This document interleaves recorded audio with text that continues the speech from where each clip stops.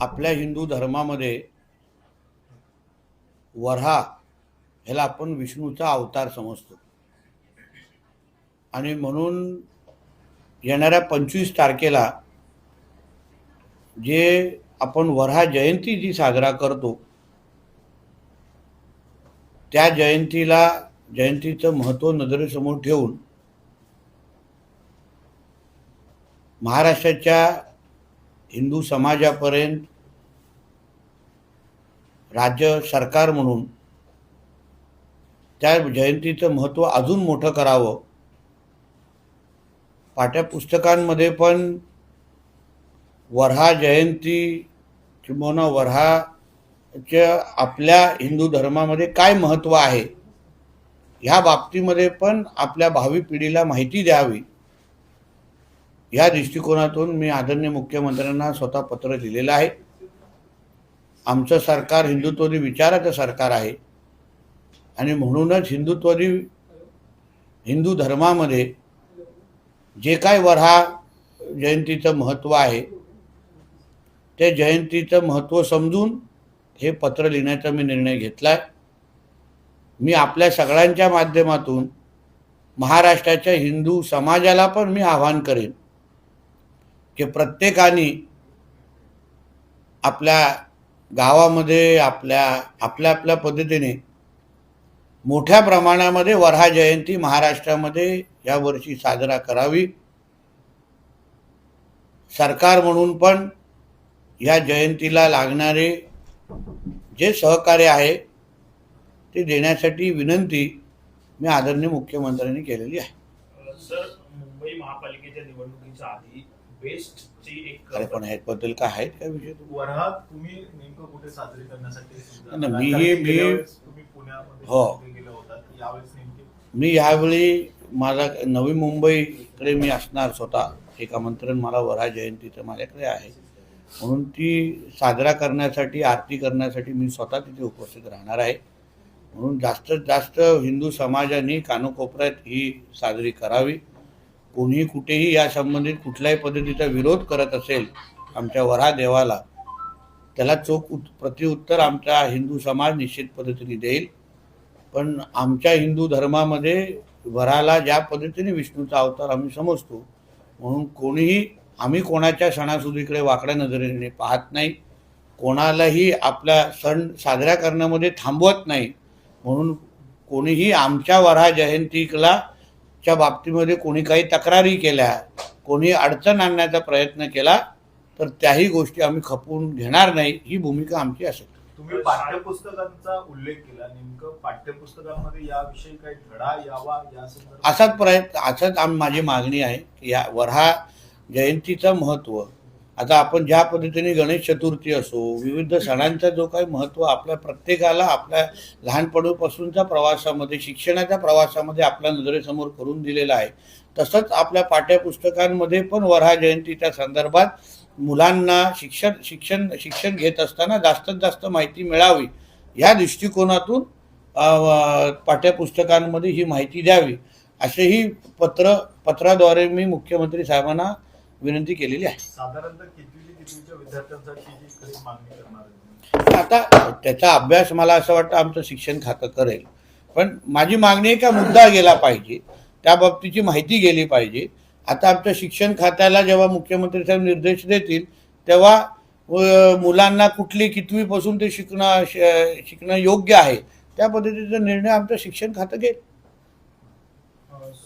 मुंबई महापालिकेच्या आधी एक महत्वाची निवडणूक जी आहे ती पार पडली, त्यामध्ये दोन्ही ठाकरे जे आहेत ते बेस्ट पतपेढी निवडणुकीमध्ये समोर आले होते, परंतु त्यांचा मतमोजणी झाल्यानंतर जे आकडे समोर आले त्याबद्दल तुम्हाला काय म्हणायचं? कारण सत्ता गेली अनेक वर्ष त्या पतपेढीवरती ठाकरेंची होती.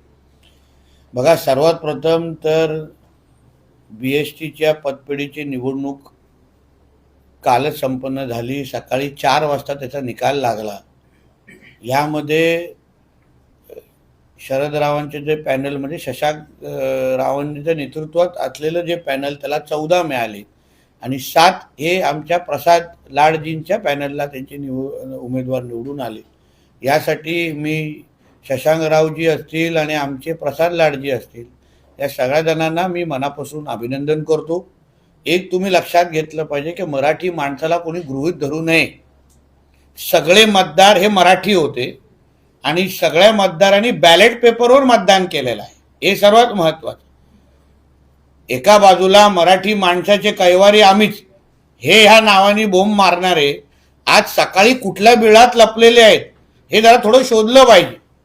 ह्यांचाच बुरखा टराटरा मराठी माणसांनी आणि हिंदू लोकांनी फाडलेला आहे. मी नेहमी सांगतो, हिंदू हृदय सम्राट बाळासाहेब ठाकरेंचा ब्रँड हा हिंदुत्वामुळे मोठा झाला होता. आज जेव्हा मराठी माणसाला, हिंदू समाजाला कळलेला आहे की आज हा जो ठाकरे ब्रँड आहे तो काय हिंदुत्वाशी त्याचा लेणं देणं नाहीये, ते जिहाद्यांचे मुखपत्र मोठ्या प्रमाणामध्ये झालेलं आहे. आणि म्हणून मराठी लोकांनी जेवढे मतदार 15-16 हजार मतदार ज्यांनी हे मतदान केलेलं, आता हे पण तर मराठीच होते ना. आम्ही पहिल्या दिवसापासून बोलतोय की मराठी माणूस आमच्या बाजूला. मग आम्ही काय पाकिस्तानवरून आलो होतो का? पतपेटीतून मतदान करणारा जो व्यक्ती आहे तो पण मराठीच होतो, आपला अस्सल मराठी आहे. म्हणजे आता थोडी बुरखा ज्यांचा फाटलेला आहे त्यांना कळलं असेल की मुंबईतला मराठी माणूस हा महायुती बरोबर आहे, आदरणीय देवेंद्र फडणवीसांच्या नेतृत्वावर विश्वास ठेवणारा आहे, आदरणीय रवी चव्हाण साहेबांच्या नेतृत्वावर विश्वास ठेवणार आहे, आदरणीय आशिष शेलार साहेबांच्या नेतृत्वावर विश्वास ठेवणार आहे. आणि म्हणूनच या पद्धतीचा निकाल तुम्हाला पतपेढीतून दिसलेला आहे. भ्रष्टाचार केवढा झाला त्या पतपेढीमध्ये, पैसा वाटण्याचा आरोप ह्या सेनेच्या युनियन, उभाटाच्या सेनेच्या युनियननी करू नये. कोणाचे किती घरं आलेली आहेत, कोणाचे किती हॉटेल आलेले आहेत ह्याची याद्या आम्ही दिल्या ना. आणि कामगारांच्या जोरावर केलेलं होतं, ते कामगारांची लुटमार करून केलेलं होतं ते. म्हणून आता सगळं दिसलेलं आहे. या निवडणुकीच्या आधी संजय राऊत असे म्हणत होते की बघा 2 ठाकरे एकत्र आले काय होईल. आज ते म्हणतात की ठीक आहे, छोटी निवडणूक होती, आता स्थानिक स्वराज्य संस्थांमध्ये बघा बदलला. काय सूर बदलणार तो, कारण का ते सूर मराठी माणसांबरोबर यांची कधी सूर मिळतच नाही. आता हिंदूंबरोबर यांचे सूर मिळतच नाही. आता यांचे सगळे उर्दूवाल्यांबरोबर सूर मिळत आहेत. आणि म्हणूनच ही अशी अवस्था होत चाललेली आहे लोकांची. तेच अगर त्यांच्या बाजूने निकाल लागला असता तर आज छातीठोक पद्धतीने सगळीकडे उड्या मारल्या असता. पण शेवटी मराठी माणूस मुंबईचा असो, आजूबाजूचा, हा सुज्ञ झालेला आहे. ह्यांना कळलेलं आहे की बाळासाहेब ठाकरे हा विषय वेगळा होता आणि हे सगळे डुप्लिकेट त्यांच्या नावाने धंदा करणारे हे सगळे लोक आहेत. आणि म्हणून मराठी माणसांनी, हिंदू लोकांनी यांना जागा दाखवून दिलेली आहे. ही पालिका निवडणुकीवरची लिटमस टेस्ट होती आणि त्यामध्ये ठाकरे बंधूंना हा मोठा धक्का समजला जातो. मुळामध्ये तुम्ही मला फ्रँकली विचारलं, ह्याच्यामध्ये राज साहेबांची किंवा त्यांना मनसेनेची ताकदच नव्हती. त्यांनी कधी त्याच्यामध्ये लक्ष घातलंच नव्हतं. आम्ही त्या युनियन क्षेत्रात आहोत म्हणून तुम्हाला बोलतो. म्हणून राज साहेबांनी आणि मनसेनाने पण ह्याच्यामध्ये कशाला स्वतःला बदनाम करून घेतलं हे आजपर्यंत कळलं नाही. मला हेही माझ्याकडे माहिती आहे की त्यांना न विचारता त्यांची नावं टाकलेली होती. ब्रँड, ठाकरे ब्रँड म्हणून दोघांचे फोटो छापले होते. आणि म्हणून ह्या सगळ्या संदीप देशपांडे आणि यांच्या या सगळ्या लोकांनी वेळेत शहाणं झालं पाहिजे. हे सगळे बरबटलेले लोक आहेत उभाटाचे, त्यांच्याबरोबर जाऊन तुम्ही स्वतःची पण बदनामी करून घेताय. काय गरज आहे त्या गोष्टी करण्याची? शक्तीपीठ महामार्ग जो आहे तो मुख्यमंत्र्यांचा एक ड्रीम प्रोजेक्ट आहे. त्याला काँग्रेसचे नेते नितीन राऊत जे आहेत त्यांनी समर्थन दिले.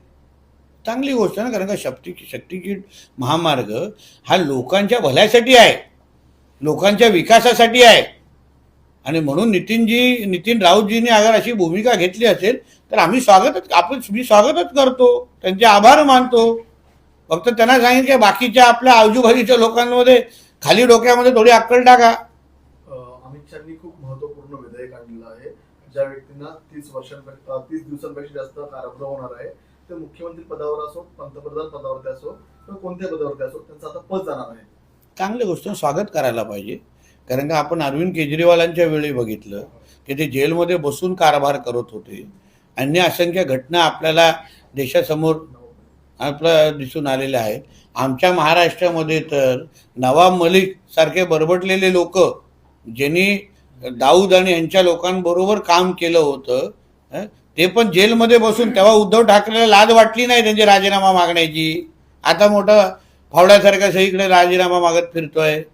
म्हणून आम्ही अमित शाह साहेबांचं आणि मोदी सरकारचं मनापासून अभिनंदन करतो की देशामध्ये ज्या पद्धतीने ते वेगवेगळे महत्त्वाचे निर्णय घेत आहेत त्याच्यामुळे 100 वर्ष पुढचं आमचा भारत देश अतिशय योग्य मार्गावर चालणार आहे.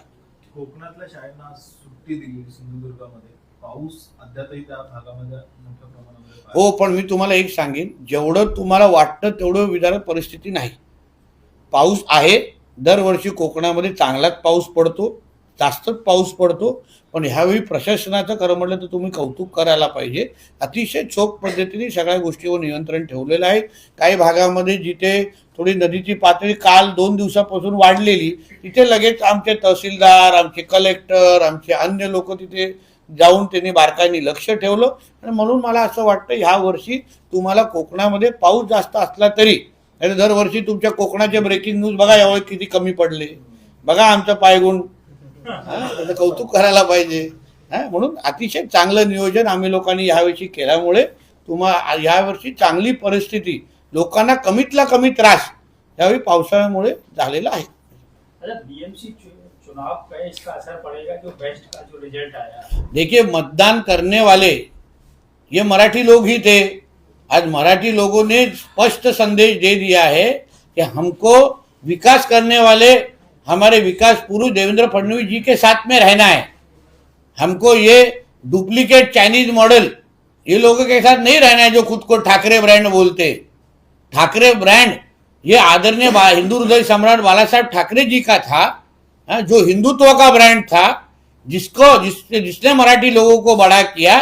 ये जैसे चाइनीज मॉडल लोगों को आज कोई पहचानता नहीं है इधर अभी. और वोटिंग करने वाले वो बैलेट पेपर पे किया है, ईवीएम पे नहीं किया है. तो अभी कहाँ गए वो जो सुबह सुबह लाउड स्पीकर वाले लोग थे, आज गायब हो गए सब जगह. धन्यवाद.